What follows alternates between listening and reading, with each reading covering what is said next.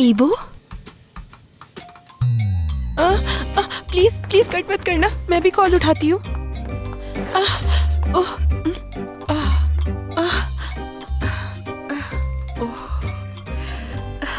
ईबो, इतनी रात को फोन कर रहा हूँ, माफी चाहता हूँ मैं। तुम्हें ऑनलाइन देखा तो कॉल कर ली। परेशान तो नहीं किया?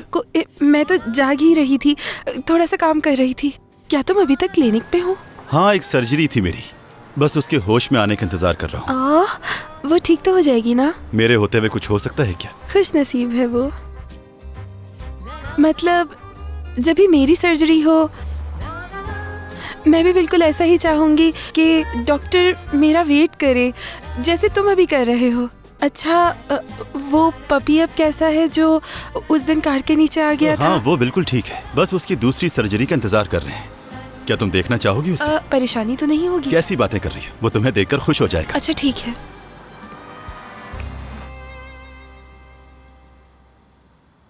क्या बहुत जल रहा है? नहीं, ठंडा हो रहा है। माफी चाहती हूँ। कितना बुरा जल गया है। कोई बात नहीं सलीन, ये ठीक हो जाएगा, परेशान मत हो। अच्छा ठीक है, अब ये दवा लगा देती हूँ, आराम मिलेगा इससे। एक मिनट, ये है क्या? मेरी अम्मी ने दी थी, बहुत अच्छी दवाई है ये, यानी अच्छा तेल।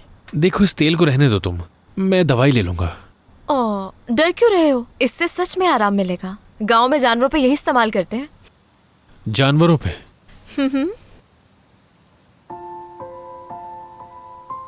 घास चरते हुए उन्हें यहाँ वहाँ चोट लग जाती है तो उनकी स्किन छिल जाती है और फिर ये तेल लगाया जाता है, जिससे सारे जख्म 2 दिन में ही भर जाते हैं। समझ गया। तो ये जानवरों की दवाई मुझ पे असर करेगी?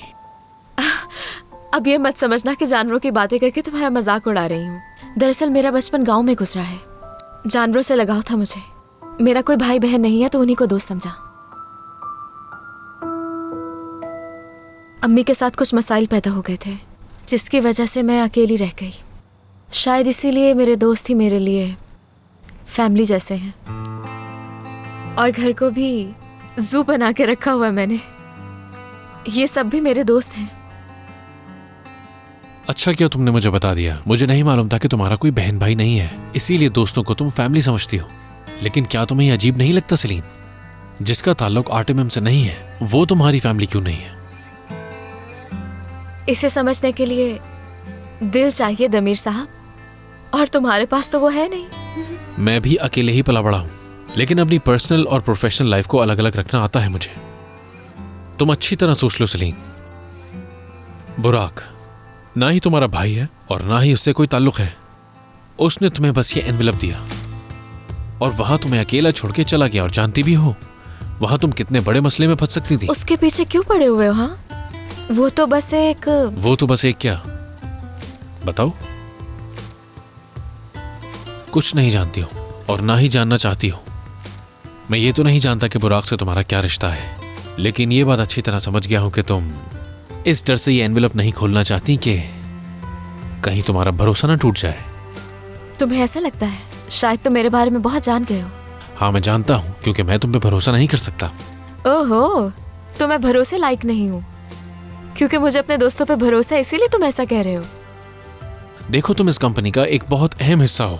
अगर तुम इसी तरह आंख बंद करके बुराक पर भरोसा करती रही तो तुम कभी भी आगे नहीं बढ़ पाओगी सलीम। ठीक है, तो इसलिए क्यों ना ऑफिस में एक नया रूल बना लो, यही कि कोई किसी पे भरोसा ना करे।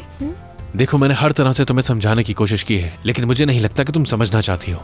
कोई बात नहीं, लेकिन बाद में मुझसे शिकायत मत करना, क्योंकि प्यार से तुम्हें कहाँ कुछ समझ आता है। दमीर, क्या कभी तुमने जिंदगी में किसी पे अंधा एतमाद नहीं किया? जिंदगी ने बहुत कुछ सिखाया है मुझे, जिसमें यह भी शामिल है कि किसी पे आंख बंद करके भरोसा नहीं करना चाहिए।